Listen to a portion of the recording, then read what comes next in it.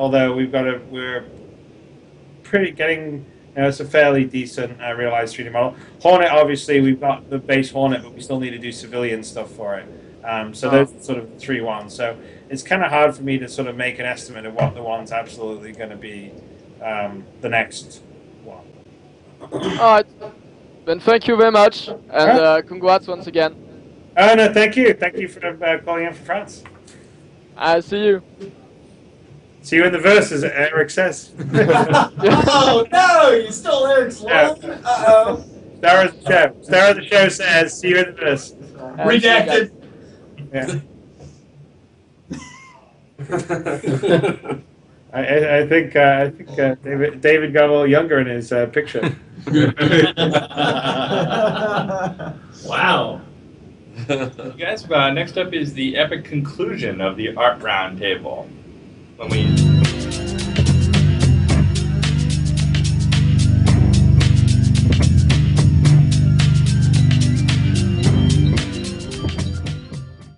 So let's start with the process. We start with the character concept. Right.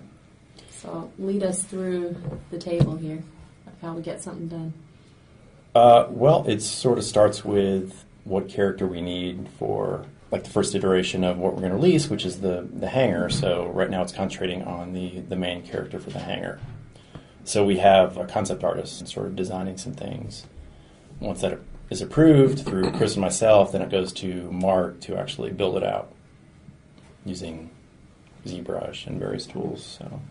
So usually what I do then is I will take the concept and just kind of do a rough block in, make sure that the size and the silhouette is correct. Something quick so I can usually show Chris Roberts and make sure that I'm on the right track. Because, obviously from a concept to a 3D sculpt, there's always some issues that come up. Like for some of the stuff, I had to like reduce the chest plate a little bit so he had a little more mobility, in the arms, which I talked to Brian about, beforehand to make sure that everything that what I'm guessing at is true, and like the way that the shoulder pads like fold in on each other is correct. It's more real world. It always happens in concepts where if you do it straight to the concept, it reduces mobility so much that when you put it in the game, it doesn't look right. So usually you have to either size things down or redesign them a little bit so that they work in real world. So there's a lot of testing back and forth between what he's designing or building and Brian as far as like what's capable of like movement and stuff. So how do you do that part, Brian? Is that motion capture? Okay, so the kind of the full process. There are a lot of technical requirements to making sure a character works in game, and one of them is to make sure that the character Mark is building is fitting our skeleton. We have a skeleton that we went back and forth on with the character, our base character, which we've already seen released, and kind of figured out where all our joint placement needs to be. From now on, any character artist who builds a mill for our game now has to fit this in particular template. And there is a lot of back and forth between Mark and myself. Will this in particular piece of armor work? Will this spacesuit work? How do these tubes that are running along the spacesuit need to be built properly to animate properly? So there's a lot of thought process that goes into technically making these in particular spacesuits work. We can't get away with things in video games that we can get away with in movies. Sometimes you can fake something to make that shot look proper. Video games, it has to look good all the time. So once I have the character and he's skinned up and he's looking good and everything's been approved, the next step is to take a set of animations given to me, usually by design. They'll say, hey, we need these in particular animations. I then look at those animations and determine, is this an animation that should be hand-keyed, where I go in there by hand and hand-key whatever it happens to be? Or is this something that we can capture quickly and easily with motion capture? If it's motion capture, then we go out and we shoot it and edit it, put it on our character, make sure that, again, there's animation is probably one of the more technical sides of art development for a game. And then how much of that interacts with Chris? So obviously if you have your character, He's got to fit inside the cockpit, correct? I mean, all of that has to be... That is actually something I'm really, really happy about in this game. And I love the fact that being on the ground floor at this game, we were able to do something that I actually haven't been able to do in a game ever, and which is I made a little proxy character with a little blocked out cockpit to figure out here's the different kind of control schemes, here's where all the panels can be that a character can actually reach.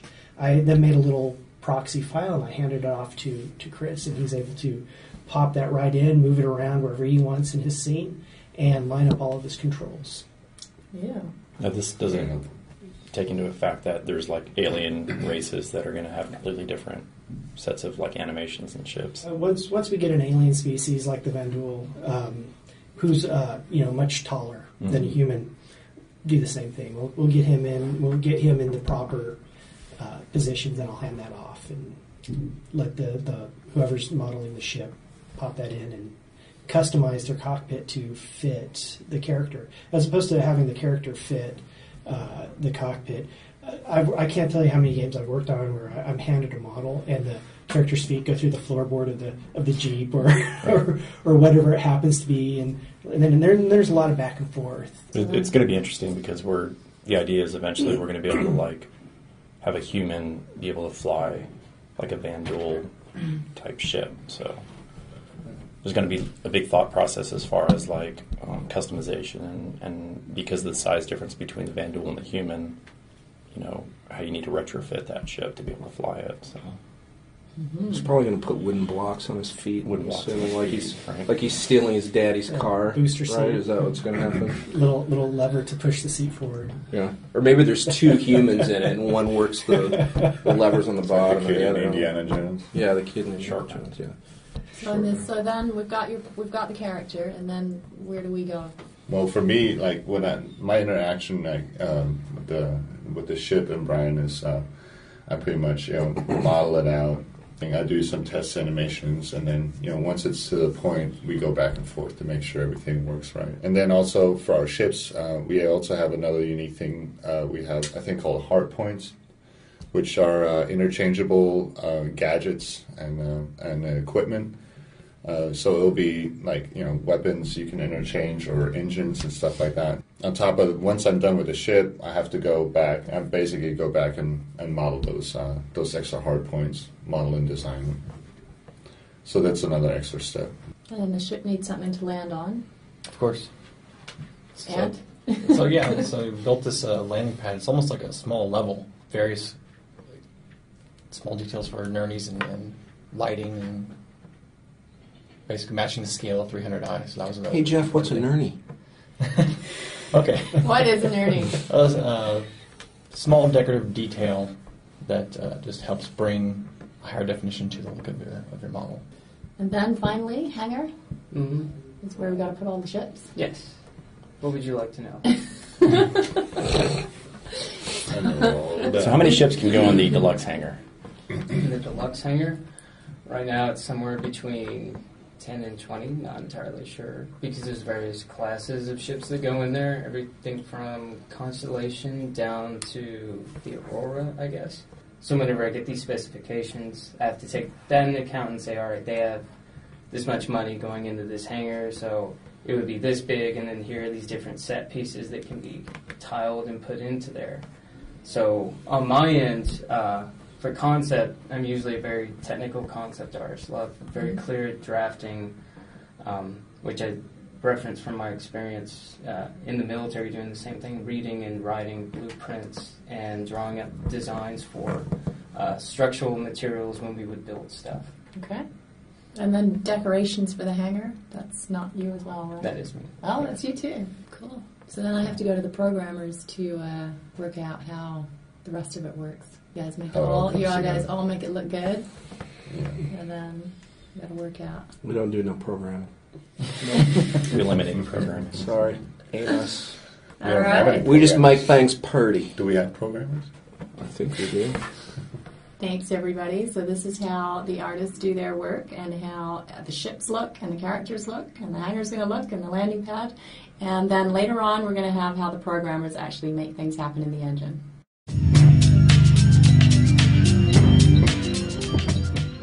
Now, Welcome back, everybody. How riveting